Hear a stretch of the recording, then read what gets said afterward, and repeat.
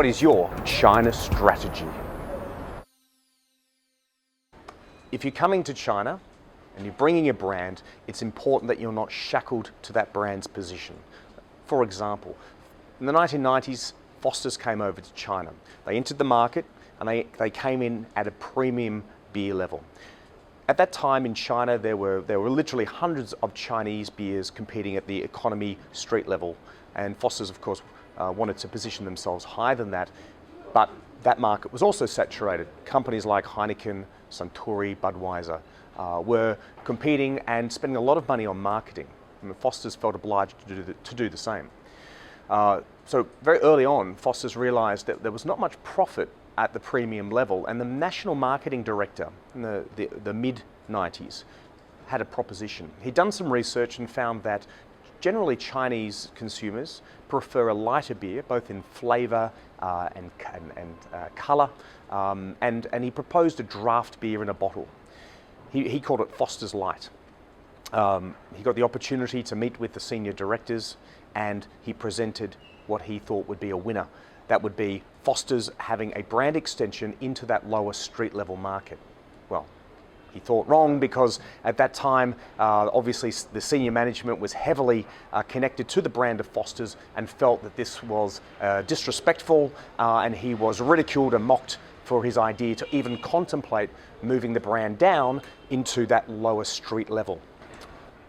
What's interesting about that story is that within 6 months of that presentation about the brand extension to the street level, Suntory, the Japanese competitor, came out with their own street level beer, a blue label beer.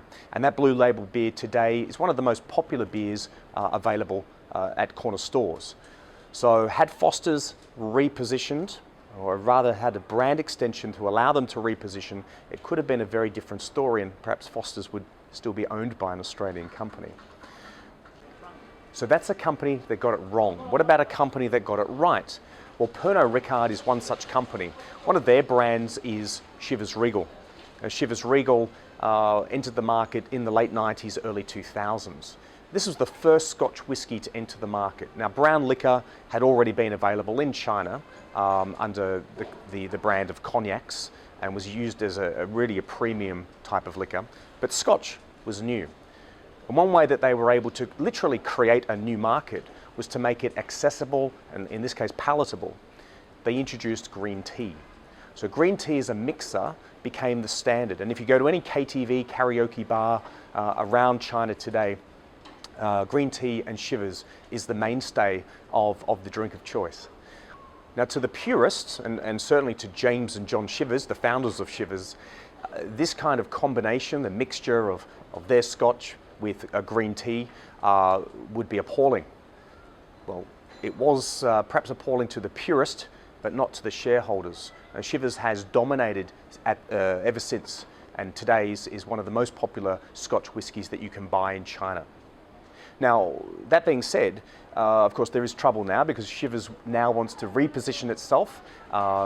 The brand has essentially trained Chinese not to appreciate Scotch for what it is. By mixing it, obviously they're losing the flavour. But it does allow for other brand extensions, Royal Saloon and an older year Chivers, to enter the market. And that's having some great success at this moment. So that's an example of two Western companies, one that was unsuccessful and one that was successful. What about local companies? Well, probably one of the most famous brands in China is Haier, a white goods manufacturer. Today they make just about every product imaginable. Back in 1984, they were really known for refrigerators. In 1984, there were over 300 locally produced refrigerator brands, and Haier came into this market, which are obviously very, very saturated. By the late 80s and early 90s, they'd expanded into the other products, including washing machines. And this is where they really did very well against the international brands like Whirlpool and GE. Rather than get stuck in tradition, because ultimately they didn't have tradition, they really connected to what the consumer demanded rather than what the history of the company demanded. For example, in rural Sichuan at that time, back in the 90s, there was a lot of complaints complaints that the Haier machines were breaking down. So Zheng Ruimin, the CEO of Haier at the time, dispatched some service technicians to find out what was wrong with the product, the washing machines. They came back and they reported the news. You see, the problem was that the locals in rural Sichuan were using the washing machine to both wash clothes and also wash vegetables, in this case, sweet potatoes and peanuts. Now, many people, many of his staff, many of his senior managers at that time said, well, the solution is obvious. We need to re-educate the market so that they don't use our product for washing vegetables. But Zheng, the CEO at the time, said, no, that's basing things on tradition. Let's listen to the customer. And as a consequence, Zheng spoke to his engineers and they redeveloped and redesigned the washing machines so that the holes in the pipes were larger so that the mud wouldn't get stuck. And today, there are labels on Haier washing machines, mostly in rural China, that say mostly for washing clothes, sweet potatoes and peanuts.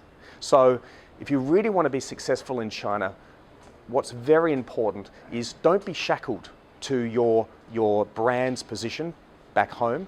Understand that China is a completely different market, and then perhaps one day it will be your dominating market.